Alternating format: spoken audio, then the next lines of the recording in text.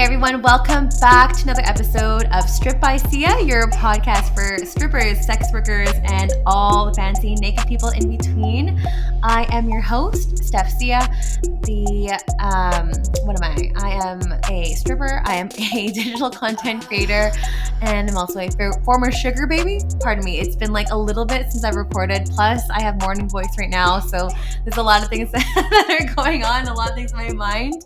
But thank you so much for joining me. Happy New Year. This episode's coming out in the new year, and this is the start of season 4. So I am really, really just so excited to embark on another season of having some really amazing guests on the show and to talk and tackle some really hard topics when it comes to sex work. And as you may or may not know, if you are a new listener, this podcast is all about different facets of the sex work industry and with an aim to educate and also destigmatize the work that we do. So every week I bring on a new guest every single Sunday, and we chat about a different corner of sex work, whether it's like the back end of things, or maybe it's somewhere in the porn industry or camming or stripping or whatnot. Today we're talking about labor rights when it comes to stripping, talking about independent contracting versus employee status, especially in the American context. And we will get into that in just a little bit. But I want to introduce our guest, who's actually returning, and I am just so excited to bring her back onto the show. We have Reese Piper joining me today on the show. Reese, are you there? Yeah, I'm here. How are you? I am so good. And as I said, I'm like waking up and just wrapping my head around the topic and just really excited to bring you back onto the show to chat all things stripper labor rights today. Yeah, thank you so much for having me. You're Happy to be so back. welcome. Yeah, because the last time you were on, Reese was on during the last season, so season 3, and she was featured on episode 73, which is all about sex work on the spectrum in terms of like autism. We were talking about Cicea and how that might destroy the porn industry, and it was a really, really fascinating conversation. Reese is a fabulous writer, also stripper as well, and sex worker in our community. I think you're based in Brooklyn on the East Coast? Yes. Yeah, perfect. Yeah, so it's really, really cool to have you on. I'm so happy to connect with you and glad that we were able to stay in touch. And I can't wait to chat about a brand new topic today with you. Yeah, I'm thrilled. Thank you again for having me. I'm really excited to talk about this. I feel like it often doesn't get enough coverage. Totally, absolutely. Like before we dive into the topic, did you want to tell the audience who you are and what it is that you do, like in your own terms?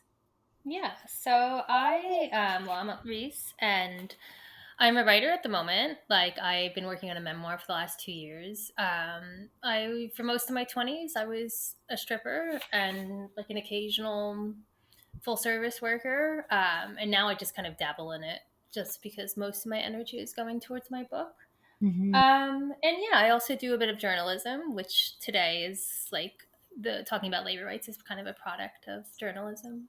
But yeah, that's So exciting, and like you're so articulate and just a wealth of wealth of knowledge, like such a great resource. So I'm excited to pick your brain on the topics today. And it's been a little while since we've talked about a topic like this, so I did cover some brief of like stripper labor rights in terms of like what's happening in Canada and what's happening in regards to a friend of mine, Onyx Sachi, on episode 55, which is back in like season 2 or something, and really briefly on what was happening in LA with strippers and what was happening with the decision that was made there with Jordan Kensley. So if you wanted to use those episodes or listen to them after, they are related. So, but it's been like, as I said, quite a few episodes. That was like 50 episodes ago. So it's about time that we talk about this again. And it's something that's really, really important.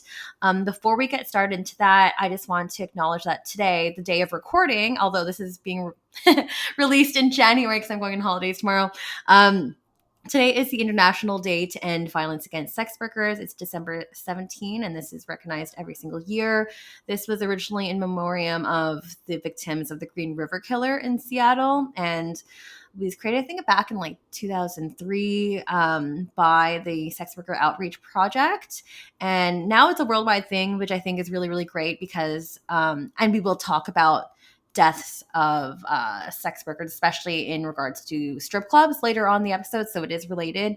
So I think it's really important to acknowledge people in our community that have passed away, that have been murdered and talked and targeted and stalked in our community, because it's something that happens more often than we know. So I just wanted to kind of bring awareness to that and read a quick little quote here that Dr. Annie Sprinkle, one of the founders of SWAP, was quoted here saying, violent crimes against sex workers go underreported, unaddressed, and unpunished. There really are people who don't care when prostitutes are victims of hate crimes, beaten, raped, and murdered. No matter what you think about sex workers and the politics surrounding them, sex workers are part of our neighborhoods, communities, and families. So I just want to leave everyone with that to think about, and also plug some links in the show notes to acknowledge that as well if you want to read up more on that. So why don't we go into the topic, Reese, or unless you had something to say about that. I know we're going to talk a little bit about that later, but yeah. Yeah, I mean, today is such an important day, and I'm glad that it's like becoming a national, sort of a worldwide thing, that to Mhm. recognize like the violence, again, the pure violence that sex workers face. And, I think today too, there's like what we can go into is really kind of all different types of violence that are committed. And sometimes it isn't just physical, it's like neglect. And Mhm. I'm happy that we're discussing labor rights today on this day too, because Yeah. they go hand in hand. Oh yeah, they definitely go hand in hand. And yeah, like we have a big topic today. You have so graciously written out so many amazing points, and I really hope that we can tackle and talk about and dedicate this whole hour to. So I want to ask you where your curiosity and your passion in terms of like the topic of stripper labor rights, like where did that originate from? Yeah, so about 2 years into my dancing career, I've been working in New York at this point. Mhm. And I got word, it was around Christmas time, that a dancer in a club that I had worked at in Melbourne, Australia, had died in the champagne room. Oh. And it came as like really quite a shock to me because, in the beginning, when you're just a new dancer, like everything is all fun, glitz and glam. Mhm. And so yeah, it kind of caught me really off guard, and I became kind of really um, I followed the case really closely from there. And what I learned was just that she got sick from a combination of drugs and like personal sickness. She had a heart problem, Oh. and that she passed out in the champagne room. And instead of the management getting her help, she was just left there to sleep it off, and she passed. What? And um, the the pure neglect of that situation was like so shocking to me and so scary, because I like to sometimes do drugs in the champagne room, and I have my own health conditions, that I kind of began really looking into Mhm. like what is going on in strip clubs, like what are like labor violations, and why was this kind of allowed to happen, and does this also happen elsewhere? And of course, because I was based in the States at the time, that's where most of my focus was at. Mhm. um, but yeah, and to kind of my surprise when I started researching this was that I thought that this was simply like a case of discrimination against sex workers, like sex workers not being treated as human. Mhm. But really, like this battle is a lot really similar to other gig economy workers, like Uber drivers and pipeline welders. And this is the battle over whether like we're independent contractors or employees, Mhm. and what kind of rights we have in our workplace. Great. Right. Yeah, that's huge. That's huge. Like, in my vanilla life, I was also battling something like this as well. That I actually like went to the employment board here in Vancouver, in my province, and basically in this particular contract, I was also like mislabeled as a contractor, but then everything else around the contract pretty much looked and pointed at employee status. And I was like, this is troubling. And I feel like this person and this employer was trying to like skirt around the law. Mhm. And like I was at a disadvantage, a huge disadvantage. So this is something that happens, yeah, it's like to so many workers, not just sex workers, but like so many um, people in the world with various, like as you said, like giggy type jobs, and affects so many people. So I'm glad that we're going to be speaking about this in the sex worker context, because this totally affects us. And 100%. often, like this sort of debate is like we talk about Uber drivers and Grubhub drivers, or like food delivery services, but Mhm. really, strippers are the original gig economy workers, Oh yeah. and like we often don't get that kind of acknowledgement, and also there isn't sometimes as much of an acknowledgement of what is actually going on, like what happened with my friend, and this connection between what happened with the girl in the club. She wasn't my friend, but Mhm. what happens when we don't have labor rights, and what are the consequences of that. Right. Right. We're definitely going to go into all of those details later, but I kind of want to, like, before we really dive into things, I think it's important to understand. And for those who are listening, maybe we don't really know what independent contractors are, or we don't really know what is deemed as an employee status. Did you want to go ahead and define that for the audience? Yeah, so sure. So a contractor is someone who like operates as an independent business. They Mhm. provide services. They may provide services for multiple clients. They have control over what they charge, the hours they work, and the general gist of their business. And so, for example, when I write for different publications. I negotiate pay, deadlines, and the content I'll cover with editors, but generally I write at my own place. I write in my own home. I don't go into a place to work. Mhm. The publication has very little control over how I conduct my business. And I'm not really associated with the business, like the publication at all. Right. They can't stop me from writing for other publications. And they generally really just don't have a say in how I go through my day to day. Mhm. And this classifies me as like a contractor. Right. Um, and so, in exchange, I have to pay my own taxes. I'm not entitled to employment benefits or workers' compensation. If I'm hurt, like while I'm doing the job, I can't unionize, nor am I protected by like anti discrimination or sexual harassment laws. Meaning, all this together is that I have no job security. Yes. They, yeah, they can stop contracting me at any point, but in general, I have the freedom to go about my business as I want. Hmm. Hmm. Yeah, definitely. I think that's a really important note to kind of highlight there, is that you have this freedom as an Hmm. independent contractor. And as we go into the definition of employee status, you'll see that there are certain parameters that are outlined there, which would deem you as, okay, you are part of this company or part of this organization. So, did you want to go into a little bit kind of more in terms of like what employee status would be deemed as? Yeah. So, like on the other hand, employee is someone who like regularly works for one company. They have a boss. They might have a boss who dictates the hours they work, Hmm. how much they can charge for services, whether or not they can take time off, whether they can leave work early. They can mandate a uniform, and they can bar them from working for other competing companies. Yeah, in exchange for this, the company withhold taxes for them. They can receive benefits if they get COVID on the job. They can, apply for unemployment. They can unionize. They can receive compensation if they slip and fall on the job. And they're protected by anti-discrimination Hmm. and harassment laws. So less control, more protection. And the there are, as the gig economy becomes bigger, there is sometimes a bit of a confusion over whether you are an employee or a contractor, as like sort of on demand jobs become more of a thing. Hmm. But in general, it's to do with control. Like if the management that you're working for has any kind of control over how you do your business, you generally are an employee. So yeah, like when it comes to strippers, and while strippers do sometimes have more control than say like a Walmart employee, like Yeah. it can vary from club to club. In general, the majority of clubs control what time dancers come in. when they can leave. A lot of times they mandate that you wear a long gown or maybe you wear a bikini. Yeah.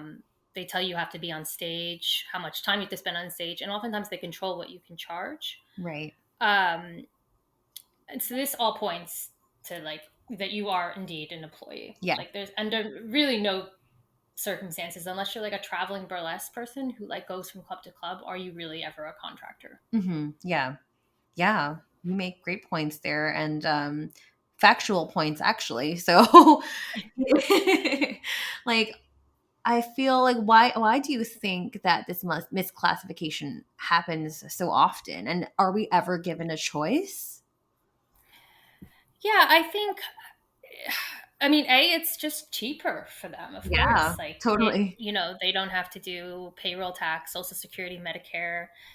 They don't have to pay out for workers' compensation. They don't have to make sure that the place is really safe. They don't have to care about their workers. And also, when it comes to dancers, this also means that they can trick dancers into paying house fee, because their Mhm. justification is that like, well, we're providing a space that you're renting out and you have to pay for that, kind of like a hairdresser. Right. Yeah. Yeah. Sense. So not only do they not have to do all the things that employers should be doing, like providing a safe space, withholding taxes, they also can use dancers as revenue at this point. Like they become part of the business Right. as well. Yeah. Yeah, and so I would say that it's really great for their bottom line. Absolutely. Like you mentioned, like loss of wages is a huge thing for dancers. I know, like, when I had my friend Onyx on back in episode 55, I mentioned earlier, she was speaking about this, and I remember, like, it was pretty nuts. She went on her stories and was like, hey, like, look at all these like fees and these deductions. Like, I didn't drink this drink. Like, why are all these being cut out of my paycheck, Mm, mm, and just her beginning to question mm, things and like what this landscape looked like for her. So, and as dancers, we have a lot to tip out on, and various people from the club that we have to like pay, like either it's like mm-hmm, the bartender or the DJ, and depending on like what time you come in at night. I mean, this is not so much in the Canadian context, but house fees can be pretty alarming mm-hmm. depending on how late you go. And I'm just like, that isn't really a thing here, at least not in my experience here in the West Coast of Canada, but it can be pretty alarming. Yeah, And in New that's York, up. I mean, an average night between house fee and the taxi could cost me like $300 to work. And Crazy. so like what this like situation allows for, like being misclassified as contractors, like allows just them to this endless, like there's no checks and balances on how much they are exploiting you, so they can just keep charging house fees. They can Right. make you pay out your, in many cases you're paying the salaries of the DJ and Hmm. maybe the doorman, who are in sometimes like paid like maybe a minimum wage, but you're Yeah. also supplying them with like extra wages. And I guess for people that don't know, we also sometimes have to not only pay a house fee but tip out. Yeah. So, Yeah. um, and all of this is illegal because we're employees and we should not be even paying to work. Like Totally. we should be getting a minimum wage, and we shouldn't also be tipping out. It's possible that you could be tipping out the waitress, but we shouldn't be like paying the DJ. Yeah. Like that is not in our job No, description. no, it's not. It's really not. I mean, and you mentioned something earlier too. You mentioned like even just basic safety and like try and employers trying to, or they should be guaranteeing a safe working environment that Hmm. isn't really covered. Yeah, and I think that's actually one of the more important things, that because like not all dancers are really fussed about a minimum wage, because sometimes they make a wild, what people make really varies. Like some girls, some Mhm. dancers, some women can make like $100 a night, and some can make 1,000. So it's Yeah. hard to sort of put like a it doesn't matter about the wage. It's hard to say that, but Yeah. a lot of dancers they're not concerned too much with wages. But one of the big concerns for me again is this like safe workplace, and Mm-hmm. if they don't have to pay out workers compensation, and if something happens to a dancer on the job and they're not responsible, so like what kind of environment does that lead to? And Right. dancing is involves dancing on slippery poles and heels. Yeah. It requires working very late hours into the night, that Mm-hmm. and it's our job to curate a party atmosphere, and that can often involve heavy drinking and drugs. Of course, not every dancers do that, but Mm-hmm. it is the sex industry. Yeah. So and it often attracts marginalized workers who might either have a disability, mental illness, like trauma, and altogether I think this can be quite a lethal combination.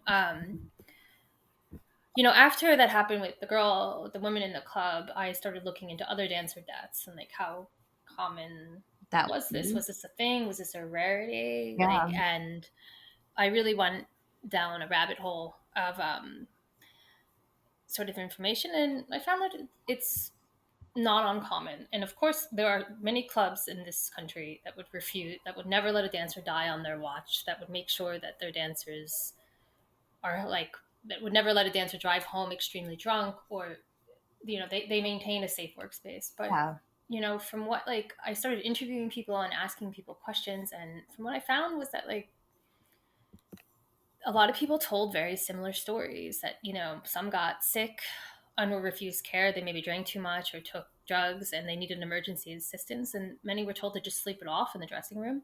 Oh, wow. um you know a lot There's no protection, there's no guarantee of protection No. from assault. So, like, because the club doesn't need to maintain a workspace, it's not really in their, they don't need to have cameras in the room, because if something happens to you, it's not their fault. Right. Yeah. They don't really care about that kind of stuff. And something that happened recently in Vancouver, there was a Reddit post that I snapshotted that was in the sex worker community subreddit. And this person documented that, or said that she was followed home after, well, not home, but like she was followed outside the club that she was working at, which was one of my home clubs before, and was targeted because she was a stripper, and her attacker said, "Oh, get her bag, she's a stripper," and Oh, attacked her. oh And God. yeah, and then I screenshotted it and posted it on my Twitter. It went crazy. And then the post was taken down, and there's uproar in our dancer group chat. And the club managers just kind of swept it under the rug and refuted anything like that. So I'm not really sure like where that even ended at, but it was really shocking to me. Like, do people not care about our safety at all? And Mm, then people on Twitter were like, "Don't you have bouncers that walk you to your car?" yeah. And Yeah. yeah, and that whole situation, and like it was just awful. And this is another thing to bring up too, because it's like, again, like our safety is not guaranteed there. It's not covered, No. you know? No. And I think there's sometimes a lot of pressure to make the job seem very like glitz and glam and that's safe, because it's more palatable to Oh people that yeah, way. right. But the reality is, it's a job in the night. Like, all waitresses are at harm's way. Like, when you're coming home late at night, female comedians, like, you are working in an atmosphere around drunk people, People. Hmm. and you're added the added bonus of the fact that you're considered a stripper and that you have cash on you, Yeah. and that your body is seen as more disposable. So yeah, this it is a big concern to me, and it's I think it's particularly scary knowing that there are no repercussions unless you as a dancer go through the pressure, like all of the hassle of suing. Like, that's the only time that they're going to Mhm. be held accountable. Yeah, let's dive into that topic. So like lawsuits and suing. Like I know that there have been some cases in the States where people have won, and again mentioning, and shout out to my friend Onyx who's actually fighting and has a legal battle going on with some of the clubs here in Canada. Like that doesn't like, sure you can win, but like it doesn't go without a huge risk, like loss of your job and your career, your reputation is on the line, possibly outing yourself and being blacklisted. Like the list goes on and on. Like, do you want to speak a little bit about that whole situation? Yeah, I mean, there's been tons of federal and state lawsuits put together by dancers, and sometimes, like, even the government themselves have investigated. And in the majority of cases, I think in all, maybe but three, they have always ruled in the dancer's favor and said that Mm, you are classified as an employee, you are entitled to wages. And a lot of times the settlement can be quite high, yeah. which is great. Like the dancer is absolutely entitled to all those wages. But again, the risk is like you're most likely not going to be able to ever work. Yeah. But you might get blacklisted, and if you work for a chain like maybe Deja Vu, Hmm. maybe you maybe never to work for Deja Vu ever again. Right. You're gonna out yourself, and also, I mean, nothing changes. Like these Mhm. clubs have realized that it's better to pay out a lawsuit than to actually. It's cheaper in the end to pay a lawsuit than to actually classify workers correctly. Really? That is Um, shocking to me. Oh my gosh. That is crazy. Like I feel like, as you mentioned, like there hasn't, I mean, and I don't know because I'm not American, but like I'm just curious to see like what if there has been any changes after those lawsuits have been filed and have been won and those cases have been closed. Like what has happened after that, or is it just like business as usual? I think it's business as usual. Like I think the contracts have gotten stricter, Oh, and kind of like what we were talking about before with choice is that they sort of peddle, like management will peddle this idea that like you have a choice, you can choose to be an independent contractor oh, or an really? employee. And sometimes the contracts I have, like when you go into the signing, like when you go into the after you get hired and you go sign all the paperwork, they sort of outline this like choice. Oh, like if you're a contractor, you can keep all majority of your profits, and Hmm. if you're an employee, you can't keep any profits. Like they make it kind of very extreme. And the reality of this is like it would never hold up in court Right. because you don't choose whether to be an independent contractor or not. No. They choose how much control they exert over you. Yeah, And it's they're like, that's really interesting. Like yeah. I feel like that's like almost like dangling a carrot in front of someone, but like there's no it's not really backed up because like as you mentioned, like you can't really give that choice to somebody, and they're kind of like making it sound much better than it actually is, Hmm. because I feel like that's they're making that they're trying to kind of frame it to you as like it's your choice and giving you that like not fantasy but like the benefit of the doubt kind of thing. Yeah. And it spreads this like misinformation that somehow like Hmm. it's like we can choose whether to be independent contractor or not. And again, like if you are going to the same place to regularly work, if you have to be on stage at a certain time, like there's no doubt you Yeah. are an employee. Yeah. Um, but the question is kind of whether or not it's worth it Yeah. to do something about it, and like what are the drawbacks and situations like that. Totally. And I think that is a question that a lot of people ask when faced in these sorts of situations, which is like pretty commonplace. Like the question is it really worth it? Is it really worth fighting for losing my job, not being able to possibly ever work again, and having my reputation like smeared? And I feel like most of the times people will say no, and it's a scary thing to do. Hmm. Yeah. Yeah, it is. I can't imagine what it would be like to go through with a lawsuit, like to I mean, I guess it's in the end, if you're going to get all those wages back, it might be worth it, especially if Mhm. you're at the end of your career. Yeah. Yeah. But the stress of it, yeah, and I guess like really sort of. it takes it away from sort of individual, and it's like, or should we as like strippers collectively be trying to fight against misclassification? It's like Mm, um, routinely, and like this is something that I've thought about extensively, and I really don't actually have firm answers because I think it's really nuanced and there's lots of up and downs to it. totally. And I feel like, I mean, some of the conversations that I've had with people, I know that some people are really against it. Like, Hmm. people still want to stay as independent contracting. And like, why do you think there is so much backlash with that? I think there are legitimate concerns against like fighting against misclassification, and like leaving the system kind of. I would just say like the way that they're running the business is illegal. So I would just say like it's illegitimate, like to leave this situation as is Yeah. with us being misclassified as independent contractors and not getting having any work rights, things like that. But one of the big concerns that I have is like what will happen to undocumented workers, like Right. as the system is now, because we're not on the books, meaning that a lot of clubs do hire undocumented workers. Yeah.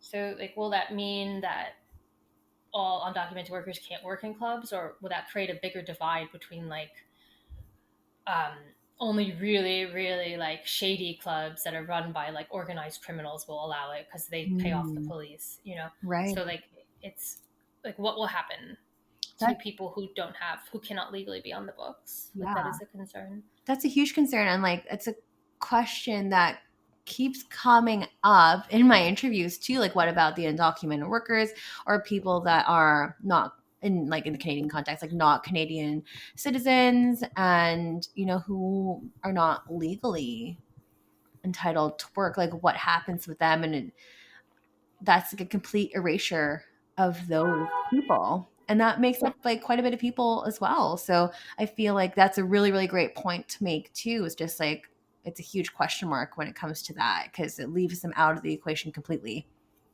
Yeah, and I mean, sex work is survival work, and it's Yeah. often like a safety net, and so it can be a really one of the most lucrative jobs an undocumented person can have. Hmm. So it's like, what are your choices? Like, as an undocumented worker, like dishwashing, these are not high paying jobs, or you can Yeah. strip, which is Yeah. more high paying, Oh, you know? definitely. Yeah, and because like I think you mentioned it in one of the articles that you wrote too, that stripping is such an accessible job for Hmm. many people. And you mentioned it earlier today too, like, it's an accessible job for, people that have disabilities, or people that have other, some like other, they can't work in an office and whatnot. So like, what about those people as well? Because that makes up a lot of people in the sex industry, and especially within the stripping industry. Like, it doesn't really require much experience. It's pretty much entry level. Yeah. And I mean, especially when we're talking about people who might struggle with organization, and which I feel like many, many sex workers do, particularly strippers. Yes. Um, it's, I think it's important to note that like management does exert control over us to be considered employees, but they don't exert as much control as, say, an Amazon worker or like Hmm. a Walmart employee whose every move is scrutinized. So, like, for example, we go in, I pay my house fee, so I'm now negative $50. But let's say the week before I made 1,000, so I'm not really that concerned. And today, you know what, I'm not feeling it at all, and I just want to like get drunk at the bar and maybe chat with like one customer, Yeah. and then that's all I want to do for the night. Yeah. No one is gonna say anything. No one cares. Like they have made their money off you already. Yeah. So like they're not gonna talk. They're not gonna. I don't know. Perhaps for you, but never in my 6 years of dancing has everyone been like, "You need to go work." Yeah. Yeah. Um, unless you have to get on stage. That's it. But Yeah. um, so like this is kind of when we're talking about working, and this is a bit of a freedom of this movement of it's a luxury, and it's what Mhm. attracts a lot of people to the industry. And not all a lot of clubs do mandate a schedule, but there are also some that don't. Yeah. And this freedom to come and go that some clubs offer is, it's a really great selling point for a lot of people who have mental illness, who have disabilities. And so I think there is this fear that if we become employees, that management will exert even more control. Right. They will make, if you're not working, then like if you're not talking to customers, if you're not regularly working, like why are we paying you a wage? Right. If Yeah. you're not making money that week because you're having a bit rut where you get fired, like Right. and will all clubs mandate a schedule? And so yeah, I think there is this sort of fear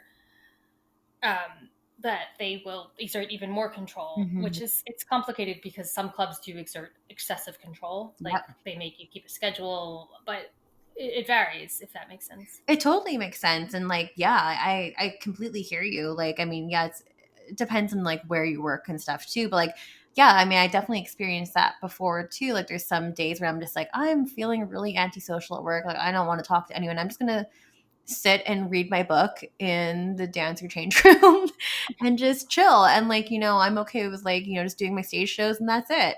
And then there's other Mm-hmm. days where I feel like, okay, I really need to hustle. I need to make some money tonight. And I have the agency and the luxury to do that. And yeah, I think that all the points that you mentioned here are a really legitimate concern for people because, there are days where like, as I mentioned, like you would want to work harder and other days that you're not feeling it and you want to slack off and that's totally okay.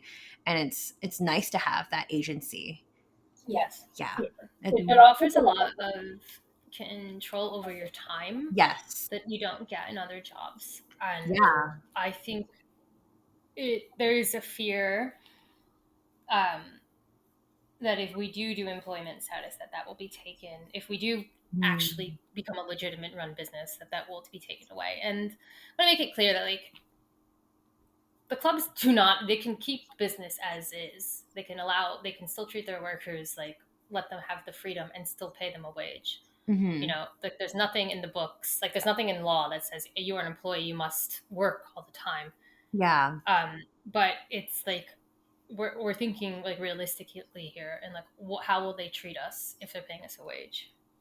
Right. Right. Yeah, that's really, really true. And I don't know, like, do you have quotas in the States at all? Like for how many dances you have to sell per night or does that No, vary on the nothing club? like that. No, nothing like that. Yeah. We Do don't have you? no, we don't have that here in BC, but I think in Alberta, which is the province next door, I think they might have, or I've heard of instances where like clubs expect you to sell like, oh, you have to sell like X amount of dances per night. And do they pay? Are they paid a wage or like? No, Wow, I know. that's That's ridiculous. fucked, right? Yeah, like that kind of control is so excessive. It's like it's just beyond like the fact you need a wage to be a Yeah, hunt.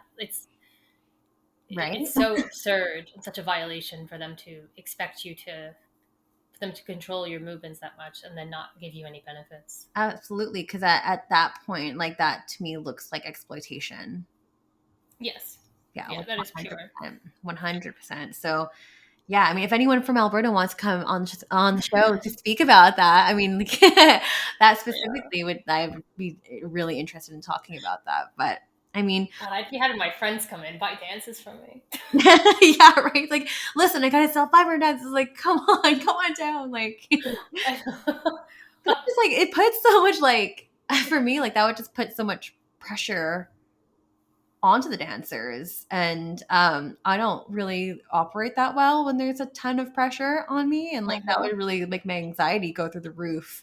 But some people really thrive on that too, so maybe that's motivation for them, but then like for me, I don't think I would ever do really well in a club that operates like that. No, I don't think so either. And also, like, it would make me, that kind of pressure would make me sort of not trust my gut instincts. And, like, Hmm. you know, you don't, like, but there's only, like, you have to meet your quota and there's only three men left in the club and you have to have three more dances. Like, that Yeah. doesn't give you a lot of choice to walk away. And not everyone is right for you. And, Yeah. some people are dangerous. And, like, one of the beautiful things I find about dancing is the ability to say, like, no, you're not for me. Yeah. You Yeah, know, I totally. don't want to deal with you. Yeah, Goodbye. go away. I hear you. I totally hear you. And like, oftentimes there are like way more girls thank God it's at the club sometimes. Yeah. So it's like, okay, well, like this is like literally this logistically will not work. What are we gonna like Squid Game it out? Like, you know? No. True. I mean, and that is also this other concern too, is that like, which is again, it's another pros and cons thing. Is like, if they put people on wage, they're not gonna sort of flood the floor. And I guess people have never been in a club here, because dancers pay a house fee. The management is like, whatever, come on in. We'll just like Yeah. put 50 dancers on the floor, and there's like 4 customers, and you can duke it out. Yeah. But you know, I mean, the sort of plus pro of this is that it kind of just means that like a lot of times anyone can get hired. It means like I could just like walk in and Mhm. if I'm like on vacation and I want to like just work one night, you Yeah. know, I could just maybe just like walk into the club, and it's not a lot of um it's that's a really accessible form of cash. And Mhm. I also think too about like how necessary that like quick cash is for people. Like, so like if Totally. you're trying to leave an abusive relationship and you don't want your name on a payroll, like you Yeah. don't want, because you don't want whoever you're leaving to find out that you're doing this. Right. You want the like under the table cash. You want it quick. You don't want to sign any paperwork. Yeah. I mean, we all sign paperwork, but I mean, you don't want to get like anything legitimate that the government knows that you're doing this. Exactly. Um, yeah, especially if you have a custody situations like this, you know. So, Yeah. um, Yeah. yeah, You really I have like every situation. Like I didn't even think about those type of situations too, and like how that would relate to this type of work and like why that would be a legitimate concern. But that's absolutely true. And like that can ring true for so many people as well. yeah, it's because like we're because it attracts marginalized people. It isn't just as simple as like we're being exploited, because we are, Hmm. and we need to fight for rights. It's like we have to think, and like what are the consequences of becoming more legitimate when there is so much stigma still left against sex workers, you know. So much stigma. So much stigma for sure. And like that doesn't seem to be going anywhere. Unfortunately, like I mean that's why I do this show, and that's why this show is running for 4 seasons now, because it's just not ending. Like I laugh about it, like we both laugh about it, but it's like so true, unfortunately. So yeah, that's a really really great point that you make there too. I forgot to mention when we were talking about lawsuits. I know that there has been successful lawsuits in California that people have won, and also like with the employee status Mm-hmm. being granted in strip clubs, and I think you mentioned California and Massachusetts. Like, what does that look like? If you know, like, what do those realities look like nowadays? What is the landscape? Yeah, so California and Massachusetts have instituted very strict like policies on who can be considered a contractor. And what Mhm. they how they changed it from other states was that like if you're an integral part of the business, you cannot be considered a contractor. Meaning like, because strip clubs is about stripping, Mhm. and like that's the main part of the business. Like the main part of the business cannot be that cannot be a contractor. So like a contractor could only be someone who's like this random side job that you need done once. Like Right. if or like again in the strip club situation, it would be like the burlesque performer who comes like once a year. That's the contractor only. But Right. everyone else that's an integral part of the business must be an employee. And these are some of like Massachusetts and California have some of the strictest employment laws, Was. Yeah. which again is a great win for labor rights. Mhm. But in terms of like, I spoke to one dancer who works in San Francisco at Deja Vu Corporation. Mhm. She now gets paid $15 an hour, but Mhm. the club has went from taking 25% of the money she earned from dances to 60%. What? And 60? yeah, 60. Holy shit. And there is this kind of fear that that if she like doesn't earn enough, that she'll get fired. Um, Mhm. it has cut into her income drastically, right? Also, I want to make it like, clear too, especially now with COVID, Mm-hmm. if she gets long COVID and um, she or the club shuts down for a second lockdown, she can now apply for unemployment rights Right. and benefits. Like, so I know in the U.S., part of our first package did include gig economy workers. So like I and many other dancers did, even though we were never on the books, we were um, eligible Mm-hmm. for unemployment benefits. But there's most likely no guarantee that will ever happen again. So Mm-hmm. she's making less money again, but what happens if she gets COVID and can never come back to work or the club shuts down? She will have benefits. So she does have a safety net. And Yeah. like there is that whether or not that's a good thing or not really just depends on the dancer. Like, Yeah. because how you feel about that. Some people might just love the fact that you're getting $15 an hour no matter what, and other people like really need that extra money, Yeah. and they don't care about unemployment rates because they just need that extra money Yeah. in their bank at the moment. You know. Yeah. I think it just depends on how you, well, one, how you view money and like how you view these situations. Cause like for me, I like to have some kind of stability there, and I like would like to see like some kind of stable paycheck coming in. That's why like I have a vanilla job, Mm-hmm. because like to me that is a security blanket, because COVID fucked everything and then I had like nothing. I mean, luckily in Canada, part of our I guess like our equivalent of the package was like this program called SERP, where we were able to get like $2,000 a month. Mm-hmm. And that was okay. Like I was able to survive on that. And like, but that scared the shit out of me of like I lost everything. Like even like my vanilla jobs, I lost my vanilla jobs too. And like, I never really want to go into that level of fear of like, okay, like where am I going to get money again?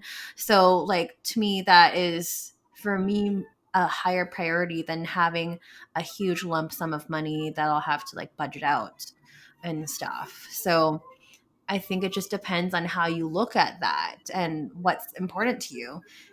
And as you mentioned, some people just don't care about benefits, Yeah. you know?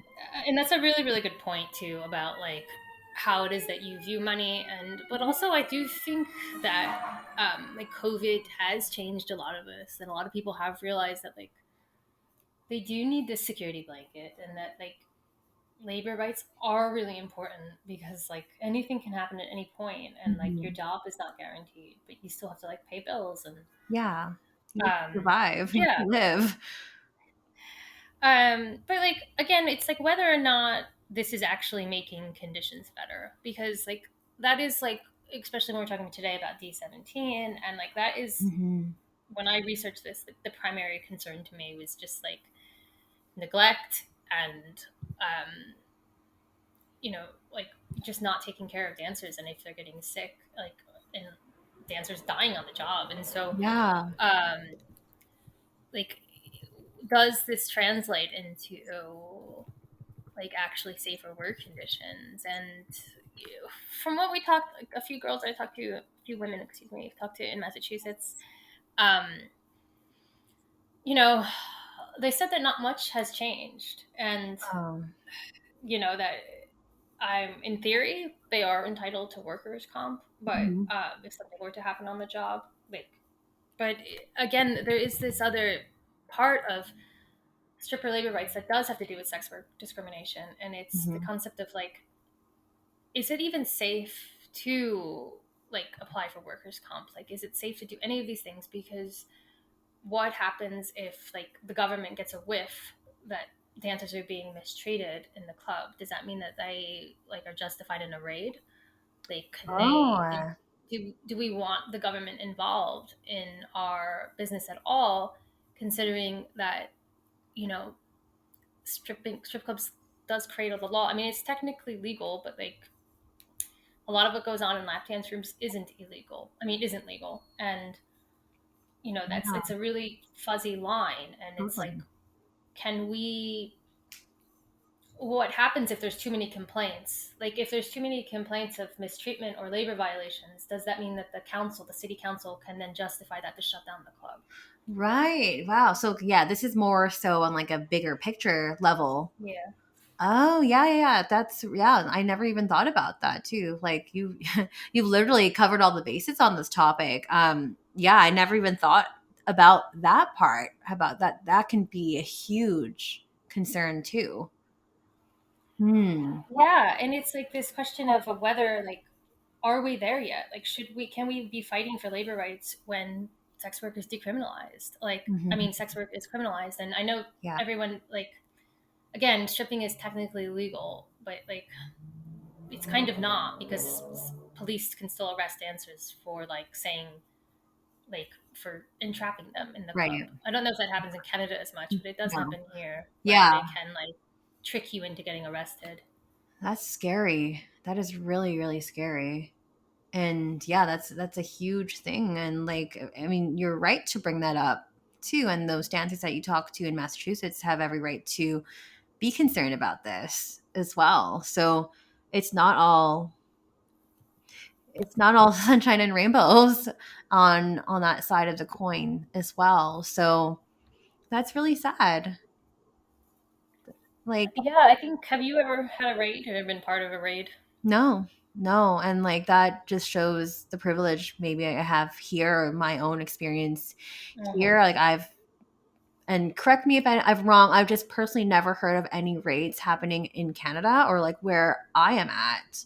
But Mm-hmm. for anyone listening, please chime in if this has happened to you. Like I'd love to hear from you, but I've never experienced anything like that before. So have you personally experienced that?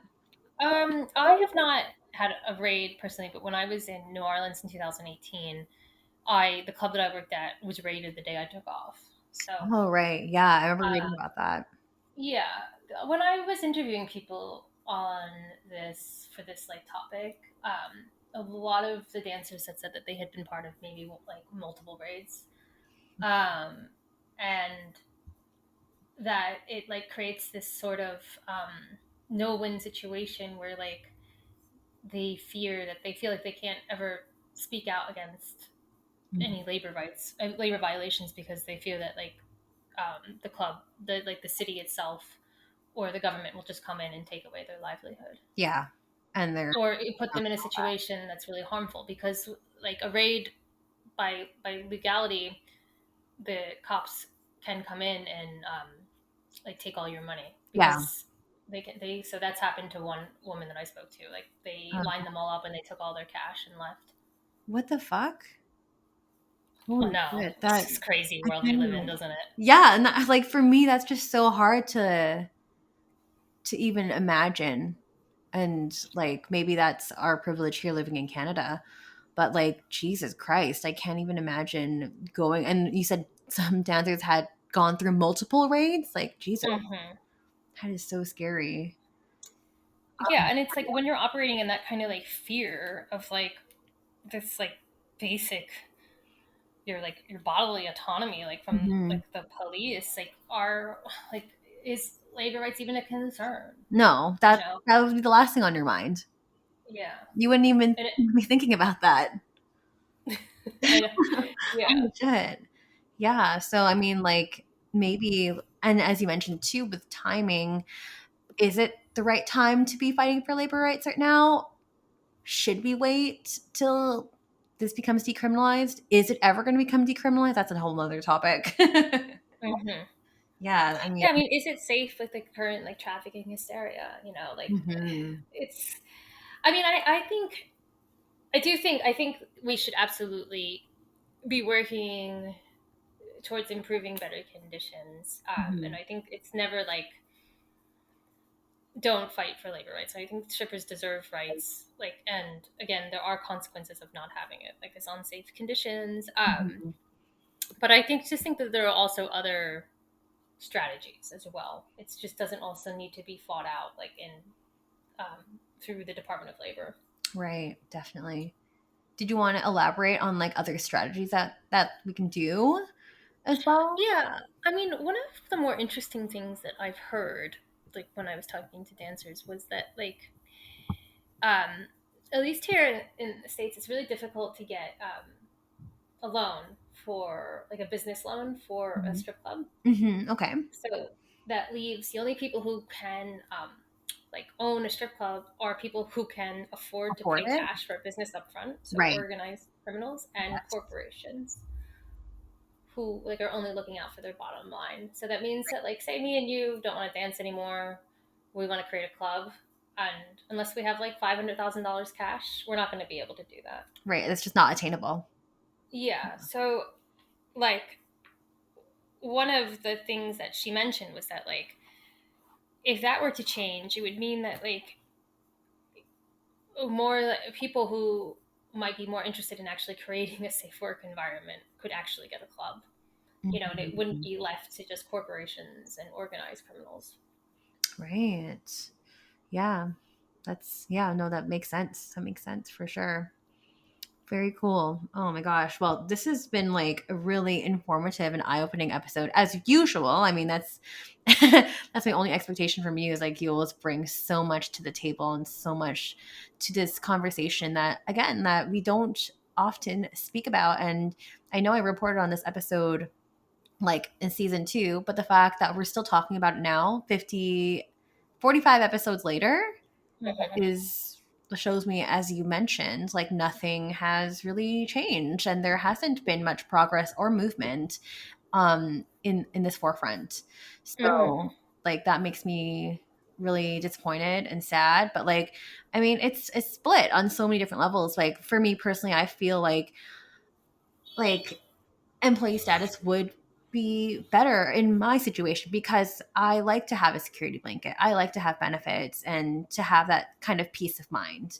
But then there's other people on the other side that maybe that's of less importance or less significance. So I think you were really able to bring up both sides of the equation here, and I loved chatting with you on this, Reese. So Yeah, good. it is a So really good. nuanced combo, and thank you again so much for allowing me to elaborate. Oh, anytime. I mean, it's always a pleasure having you on. And if you haven't read any of Reese's work, it's just amazing, really, really eye opening, and very, very informative. So thank you. But before I let you go, where can the world find you? So you can find me on Twitter, I'm just Reese Piper, and yeah, there you can find my work. I have a website on there, and I'm also in the process of a memoir writing about autism Yeah. and stripping. So please look out Yeah. for that. What is the timeline for that? Do you have a timeline, or is it just like, when can we expect that? I think probably within a year. Oh, That's yay. like, yeah, That's hopefully. I really mean, we'll see. exciting. I'm a bit slow. Yes. Well, writing is a bit of a process too, so it's hard to put a timeline on things. But like, Yeah. I'm excitedly and anxiously awaiting that, and we'll have to bring you onto the show when that comes out again. So thank you, thank you. Yeah, and thank you again. You're so welcome. And everyone Yeah. else listening, it's new episodes every single Sunday. I really hope by this time I will have an episode for next week because after this, I mean, I will be on vacation. I should hopefully be coming back into Canada on the day that this is released. So thank you so much for listening. And also for all of your support over the past 3 seasons. And I cannot believe I'm going into season 4 already, which is just, I'm flabbergasted. So thank you for bringing amazing topics and everyone who's recommended guests or pitched ideas for episodes. Like, thank you, thank you. It is going to be new episodes every single Sunday as usual at midnight Pacific Standard Time. Don't forget to like, rate, share, review, and subscribe. And we'll catch everyone in for another episode next week. Thanks so much, Reese. Thank you. And you have a good holiday. Thank you.